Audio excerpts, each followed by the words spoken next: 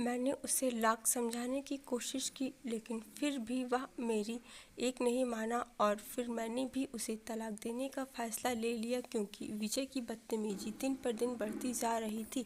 और मेरा नाम सुनीता है।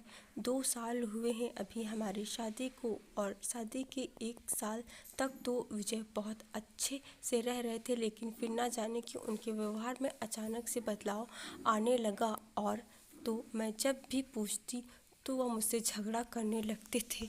और एक दिन जब विजय घर आए तो उनके कपड़ों से परफ्यूम की खुशबू आ रही थी, और फिर उनके मोबाइल पर मैंने किसी लड़की की बहुत सारे मैसेज देख लिए। ऐसा लग रहा था कि वह विजय की कोई प्रेमिका है। और फिर जब मैंने विजय से इसके बारे में पूछा तो फिर विजय लड़ाई करने लगा, और फिर दिन पर दिन बढ़ती जा रही थी। और एक दिन जब विजय को मैंने कहा वह शाम को घर जल्दी आ जाए, और फिर उसके बाद मुझे बाज़ार में कुछ ज़रूरी सामान खरीदने जाना था, लेकिन उस दिन जानबूझकर विजय नहीं आया। और जब भी मैं उसे फ़ोन कर रही थी तो वह बहाना बना दे रहा था, और वह आज देर से आया। और फिर उसके बाद जब मैं अकेले बाज़ार गई तब विजय ने की दोस्त ने पूछा कि भाभी आज अकेले ही आई हो। तब मैंने कहा कि विजय को आज काम है तो इसीलिए मैं अकेले आ गई। तब उनके दोस्त ने कहा कि वह तो किसी लड़की के साथ रेस्टोरेंट में कॉफ़ी पी रहा था।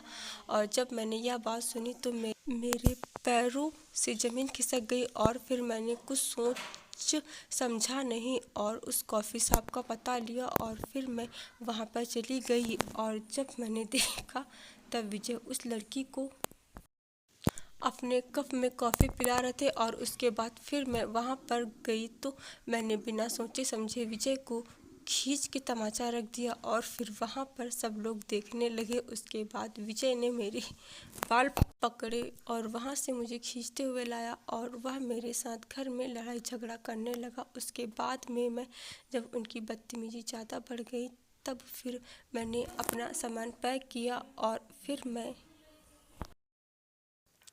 चुपचाप अपने मायके चली आई। और फिर उसके बाद में मैं 3 महीने तक विजय से कोई बात नहीं की। और फिर मुझे पता चला कि विजय उस लड़की को अपने घर में लाकर रहने लगे हैं, और फिर मैंने विजय से तलाक ले लिया। उसके बाद में मैं दूसरे शहर आ गई, और फिर वहाँ पर मैंने एक शिक्षिका की नौकरी ज्वाइन कर ली, और वहाँ पर स्कूल में मैं बच्चों को पढ़ाने लगी। नहीं जानती थी कि मेरा मेरे एक बार सामने फिर खड़ा हो जाएगा। और एक दिन जब मैं क्लास ले रही थी तब फिर मुझे विजय की आवाज़ सुनाई पड़ी, तो मुझे लगा कि शायद मेरा वहम होगा। लेकिन फिर मुझे दोबारा से विजय की आवाज़ सुनाई पड़ी तो मुझे रहा नहीं गया, और फिर मैंने विंडो से झांक कर देखा तो विजय किसी बच्चे का स्कूल में एडमिशन करवाने के लिए आए थे। और दुर्भाग्यवश से वहाँ पर जो एडमिशन लेते थे वह कर्मचारी नहीं थे, और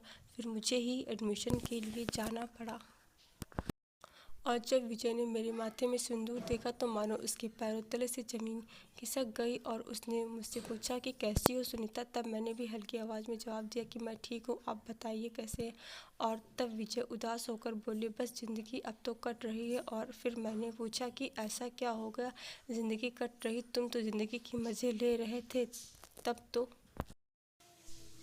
मेरी ज़िंदगी जैसे तैसे कट रही थी, मानो नरक हो गई थी। और विजय ने जवाब दिया कि यह सब मेरे किए खाए ही न थे। मारे जाने के बाद मैंने अपनी प्रेमिका से शादी कर ली, और उसके बाद वह किसी अमीर आदमी के साथ चली गई, और मेरे पास मेरा छोटा बच्चा बस राहुल रह गया, और उसका एडमिशन करवाने के लिए मैं आया हूँ। और क्या तुमने फिर से शादी कर ली? तब सुनीता ने कहा कि हाँ, कब तक तुम्हारा इंतज़ार करती। उसके बाद मेरे घर में सहारे के लिए कोई नहीं था, इसीलिए मेरे माता पिता ने मेरी दोबारा से शादी करवा दी थी, और अब मैं अपनी ज़िंदगी बहुत खुशहाल से जी रही हूँ। और फिर विजय ने अपने बेटे का एडमिशन कराया और चुपचाप वहाँ से चला गया। उसके बाद घर आकर के अपनी शादी की पुरानी तस्वीर देखकर रोने लगा कि काश पहले वह समझ जाता तो आज सुनीता उसके साथ होती।